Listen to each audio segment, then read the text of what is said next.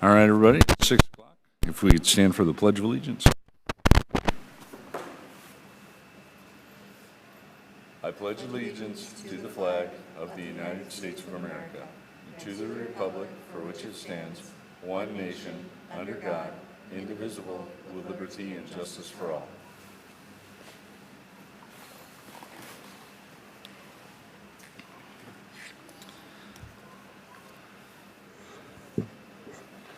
All right, with the agenda that you have in front of you, the only addition that I would add is after adjournment, we do have a short exempt session with no action, so we'll adjourn and then go to that. Are there any other additions? I would take a motion. I move. Oh. Do you, got it? Oh. All right, so after we adjourn, we'll do a short exempt session with no action, and we'll leave from there. We can do that. I just found out. So if there's nothing else, I would take a motion for the agenda. So I move that we add the exempt session to the agenda, and I move that we approve the agenda for this evening. I will second both of those. All in favor? Aye. Aye. All right. And with that, we'll move on to the superintendent's report. Mr. Jesse. Thank you, Board President Wiehlander, other board directors, staff, and community member. A little limiting today. I guess I'll just start off. It was a great summer. Went to a number of events, mostly centered around food. So my belt is a little bit tighter than I want by the end of the summer. This is supposed to be the time that I'm supposed to lose weight, but that did not exactly happen.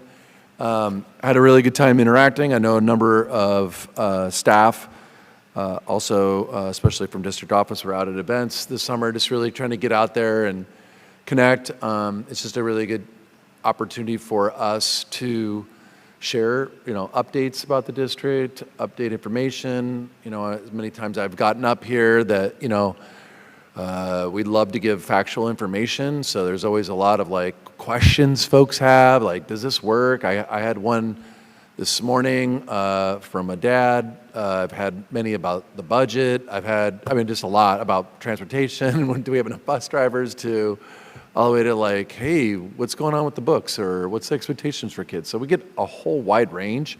It has not been one particular topic.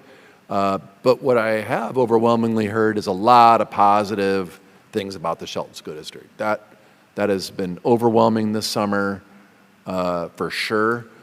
And people are really happy. I've got a lot of family members, obviously, we run into who are like, oh, I love sending my kid to OBJH, and I love what's going on at the high school and the CET program and what my kid's working on, and my kid loves to read, and so we just get a lot of good things, and it's been great. And sometimes there's some tougher questions that are absolutely great, and it's even better when we're able to talk to them in person, one-on-one.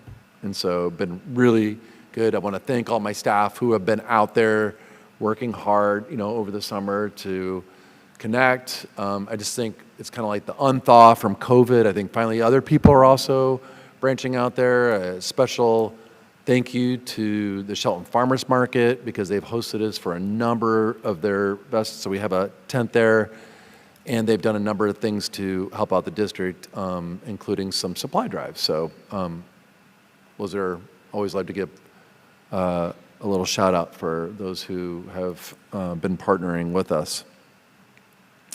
Back to School Festival was last Friday at Olympic Middle School. Great event. Thank you so much, Directors Davidson and Wiehlander. Thank you for showing up. That was great. And it was very well attended. Very also efficient. Sometimes that looked like we didn't have that many people, but we did, just because it went a lot more quickly. These things called the computer, and having the right spreadsheets and all the right enrollment and everything ready to go, and our translation and interpretation services were right on, so that we had the right documents in front of folks, and also be able to explain things to people. Backpacks were grabbed, We ran out of hot dogs. We always seem to run out of something. If it's not hot dogs, it's water or it's popsicles. Plenty of folks out there. Luckily, a lot of people get fed. I saw a lot of smiles, and I saw a number of kids that grabbed not just one hot dog, but two. So I'm just letting you know, if you double dip, probably will eventually run out. So I had a great time, seeing a lot of kids, a lot of students I know, especially going into my 5th year here with the school district. So lots of familiar faces, and sometimes I just can't recognize them because they've grown so much, even just over the summer. I'm like, I think they look really familiar. Which school did you go to again? And so that's really nice as well. I also today we had Jumpstart. So one of the things that we started a couple years ago was a short transition for our incoming kindergarten before school starts. So we have students come in for a couple half days to meet their teachers and other educators that we have at our 3 elementary sites. It's really an awesome opportunity for the students to just learn structures and routines. How do I navigate? How do I get in line? That's a really important thing. I know a lot of people are listening who might be like, huh? Like, no, actually, like just getting in line and keeping space between themselves is a really key thing. And also how to use a bathroom, when to go to the bathroom, wash your hands, and sit down on the carpet. Like, those are big accomplishments in kindergarten, folks. All right. I got to work on my lines here. I like some of my best jokes and humor. So, but anyway,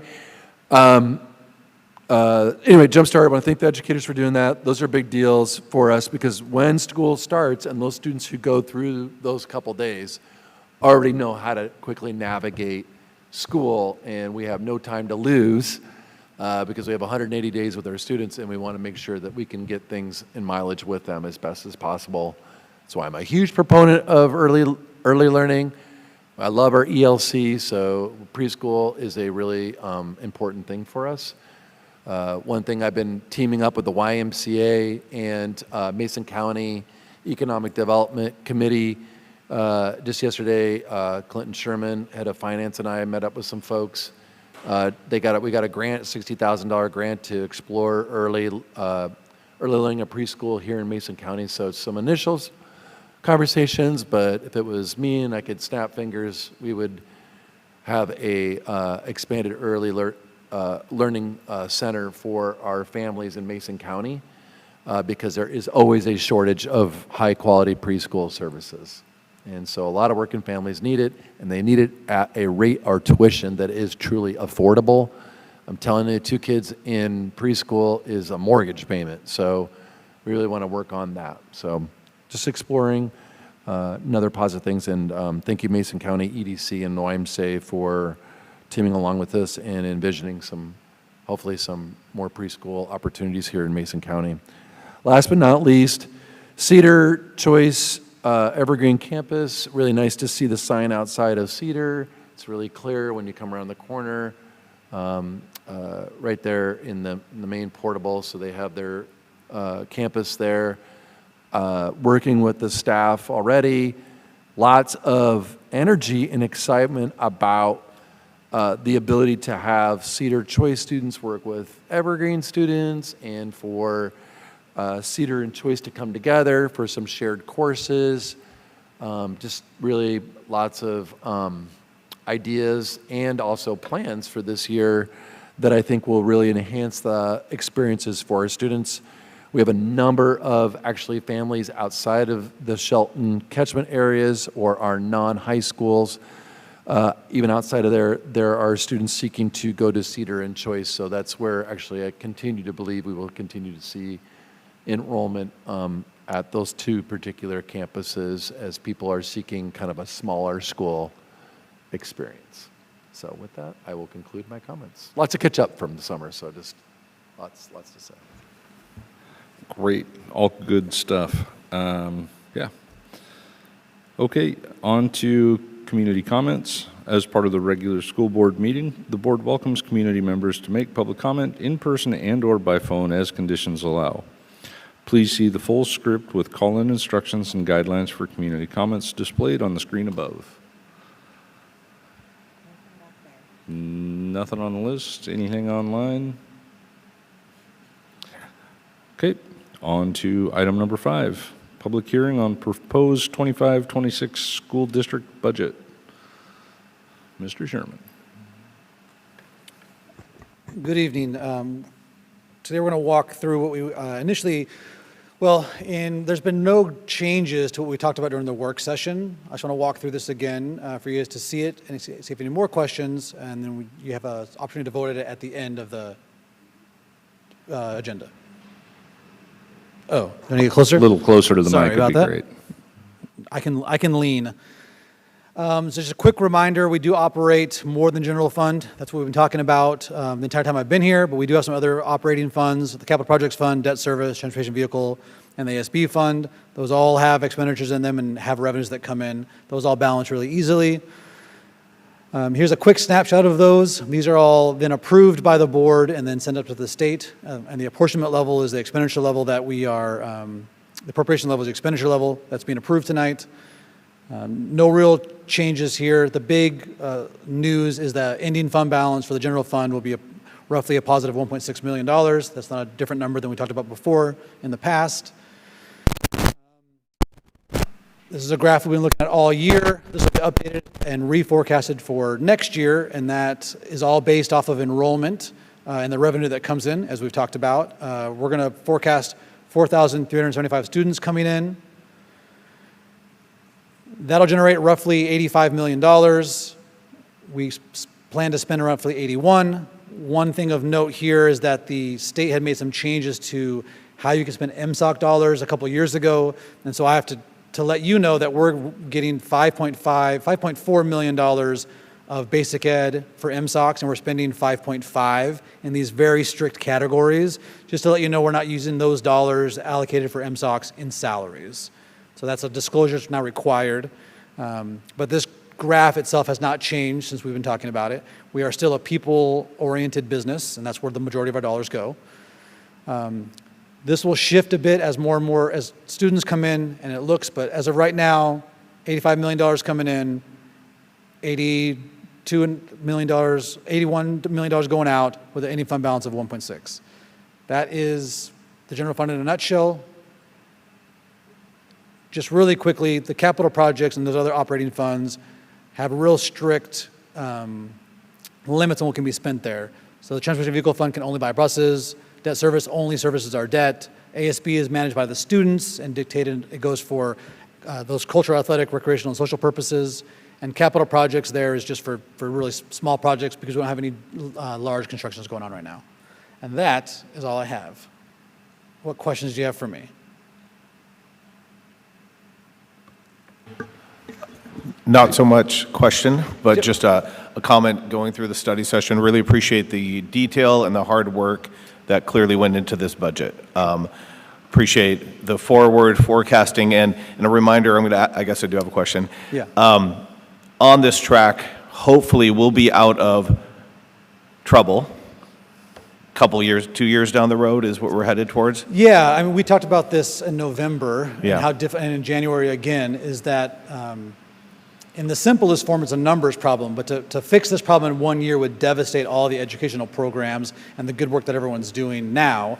So to do it mindfully and respectfully of the reason we're all here is that, yeah, it'll take a couple of years to move through this process. So yeah, so next year will be $1.6 million. We're forecasting about $4 million fund balance after that, roughly, and that'll all become more concrete as we get closer to it. That's great. And then looking at this, the numbers that you used, enrollment, we tried to stay Yeah. very conservative because you want to err on that side. Is that correct? Yeah, the budget as a whole is conservative. What's not in this budget is the additional OSSI dollars that are coming back in. We're getting another $150,000 of federal dollars coming back in. Those are not included in this budget because they were, we were made aware of them too late in the budget process.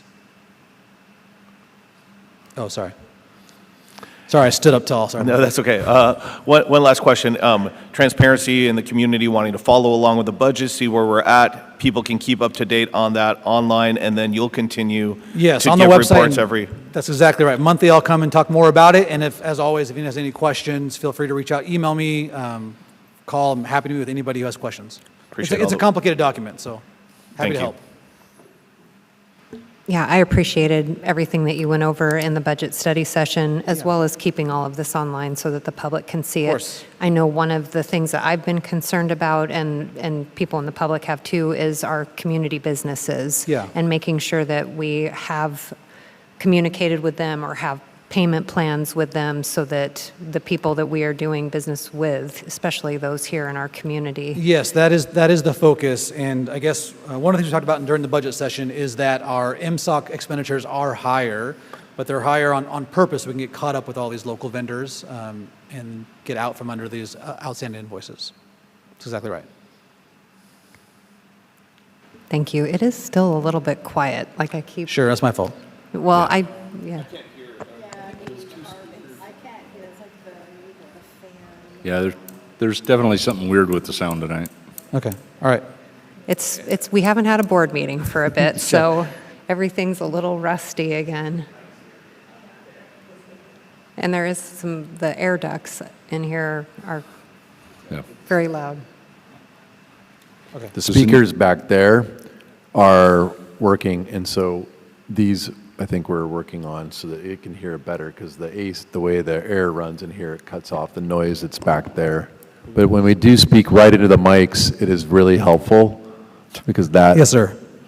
I know I'm not the only one that has a magic mic over here, that's for sure. All right. Thank you. Anybody have any other questions? Yeah. Okay. Were there any questions in the public specifically about the budget hearing? Okay. Super. On to item number 7, the consent agenda. Has everybody had a chance to read all of that? I would take a motion. I move that we approve the consent agenda. And I'll second. Any discussion? All in favor? Aye. Okay. Item number 8, discussion and action items. 8.01, proposed revised policy number 4220, complaints concerning staff or programs by Tabitha Whiting. Good evening, Board. Can you hear me okay? Yes. So the policy and procedures that you have in front of you are a new set of policies and procedures. And the district decided that we wanted to really formalize a process for the community to voice concerns and get questions answered. And we reviewed a lot of different districts' policies and procedures and really found that what I put in front of you is in alignment with what a lot of other districts are doing and also really in alignment with our current process. So as a district, we believe the best way to address concerns and complaints is almost always at the lowest level with the person that's overseeing that program or the person that was involved in that complaint. So you'll see that in kind of the first step here, which is please go have a conversation with that person. I have found that most things are a result of a miscommunication or a misunderstanding. And then this goes on to formalize a little bit more of, okay, I tried that and I still haven't had my concerns addressed. What next? And so this gives people an opportunity that we've created a form to kind of make that process easier, that they can submit to that individual's, if it's a person, their supervisor, or if it's a specific program, to the person that's in charge of that. And then again, if they're not satisfied with that, it can go to the third level, which is really at the district administration level, where we would take a look at that and do an investigation if that was appropriate, and then also respond to the individual that had the concern in a formal written way so that it was clear what we investigated and what we found to address their concern or complaint. This is a first reading, so you're not approving anything today, but I'm happy to answer any questions you have about the policy and procedures. Are there any questions? Yeah, just a quick question. This looks great. Is there anything that prompted putting this into policy, or is this proactive, reactive? What prompted this?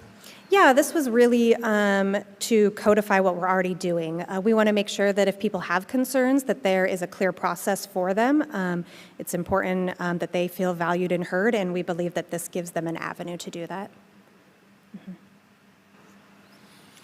I guess the one question that I would have is just kind of in the interest of transparency, if there is a complaint about administrative staff, superintendent, board member, how is that going to be handled, or where would that be in this? Sure. I think a lot of those would actually be handled through other policies and procedures that have formal processes that one would go through. In the chance that there was a really high-level complaint, something like illegal in nature, the board would work with your attorney, the district's attorney, to address the appropriate way to handle that.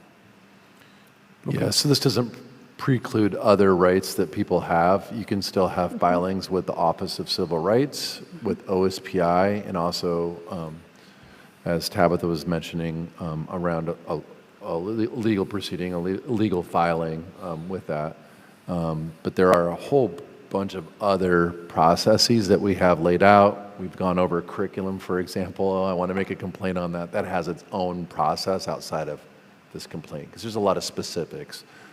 Harassment, intimidation, bullying also has its thing. I also have a disciplinary one. So I'm just trying to give some examples that are very specific, because they have a lot of things tied to those particular complaints on those particular issues. Yeah, and this doesn't prevent someone from sending a concern to the school board. What this does is allows the school board to say, thank you, here's the policy and procedure to have your complaint addressed. Okay, thank you. Thank you. Fantastic job. Thank you, Becky. All right. That was first reading, so that's all we're doing with it. Thank you. We'll see you in a couple weeks. Okay, 8.02, proposed revised policy number 2413, equivalency credit opportunities by Ms. Chelsea Brady. Good evening, members of the board, Superintendent Jesse. This is a second reading for policy 2413. So this encompasses all of our equivalency credit opportunities that we have. Nothing has changed since the last reading, so I will open it up if there were any additional questions. Any questions after the last one? Then I would take a motion. I motion to approve proposed revised policy number 2413, equivalency credit opportunities. I'll second. Any discussion? All in favor? Aye. Aye. All right, you got a policy. All right, thank you. Okay, 8.03, proposed resolution 2507, adopting the 2025-26 school district budget. I would take a motion on that. I move that we approve the proposed resolution number 2507, adopting the 2025-26 school district budget. I second the motion. Okay, with that, is there any discussion? All right, all in favor? Aye. We have a budget.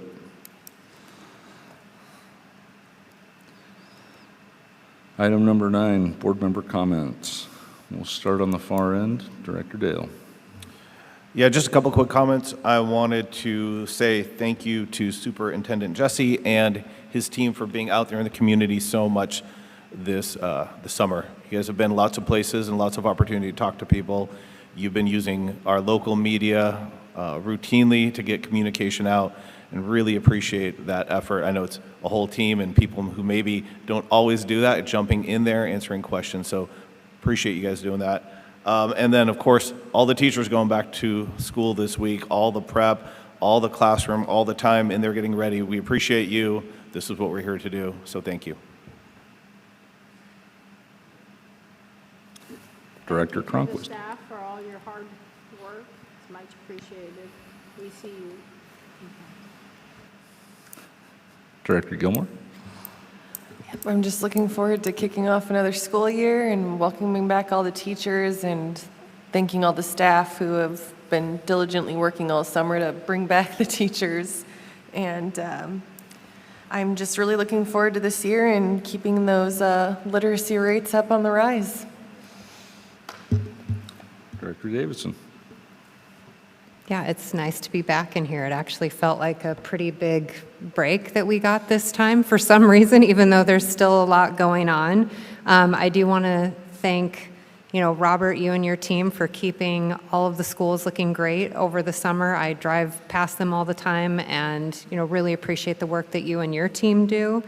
And thank you all over there for all of the preparation that you've done. The budget study session was excellent. That was really good to get us prepared and gave us an opportunity to ask a lot of questions. Really appreciate how open you are being and willing to take questions at any time from anyone about the budget, because that is such a serious issue. And I think that it sounds like we've got some really good, solid plans around that, so that feels good.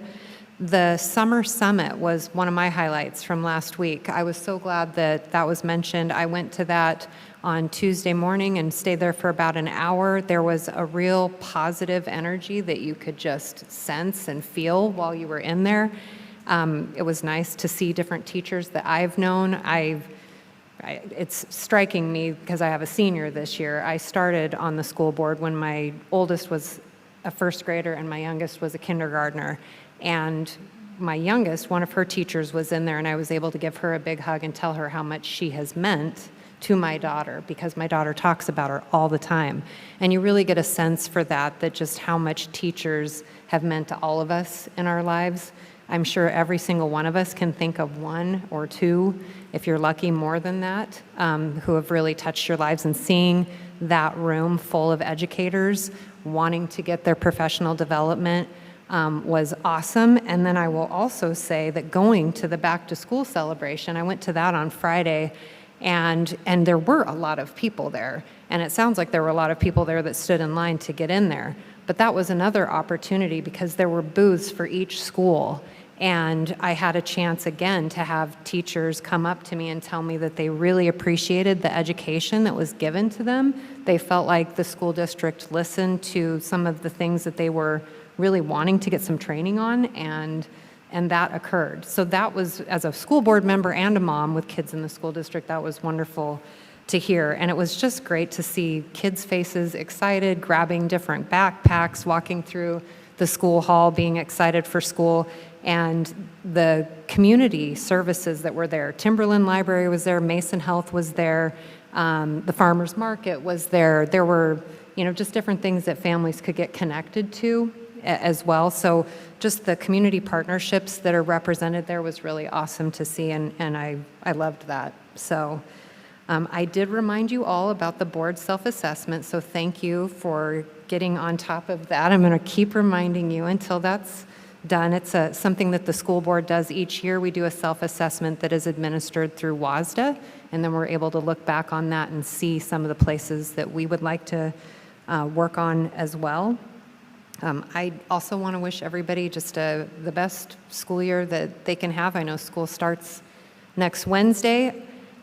I know that there's a lot of really giving community members out there, because I know there's a group tonight that's getting things prepared for Senior Sunrise. That's just a senior class booster club, and they're working hard to make things special for seniors this year. And it's really amazing how our community does come together for events like that. So I'm actually feeling very positive about this next school year, even though it's bittersweet having a senior. So all these things are hitting a little harder than normal. All right, I'll finish this up. Super excited about reading scores and our trajectory and where we are in the world. We are setting standards, and that is awesome. Showed up to the Back to School Festival on Friday, ended up walking around the back of the school because the mob out front, I wasn't exactly sure where to go. It was all happy mob, don't get me wrong. Once inside, everybody wanted to say, hey, thanks for all the programs, things that are going great. Everybody has a far more positive getting ready to go than I've ever seen before. It was super duper neat. Jumpstart, I remember back to when I was getting ready to go to kindergarten, and I do remember that. Don't laugh. So Anyway, I remember what a big deal it was to be able to go to school. You know, I had some older kids in the neighborhood, and they all went, and it looked fun, and all of this stuff. And so giving these kids that little extra bump to get them ready and get them out there, that's awesome, and it's something we need to keep doing. Affordable preschool is huge. We are not in leg session yet, so there is no reason for your legislators to not answer their phones, emails, mail, and other things. If you want to see fully funded preschool and ultimately fully funded public education in this state, as you should, it is time now to contact your local legislators. This is a big deal. The earlier kids start learning, the smarter they get. It makes sense to me, so there. As we come into next week, starting up with school, remember to drive safely. Make sure that you're giving school buses plenty of room. Make sure that you're not passing any school buses with the flashing red lights. And the pedestrian always has the right of way. With that, I would take a motion to adjourn with a reminder that we are going to go to a short exempt session, about 10 minutes, with no action taken. I'll motion to adjourn. I'll second that. All in favor? Aye. Aye. All righty.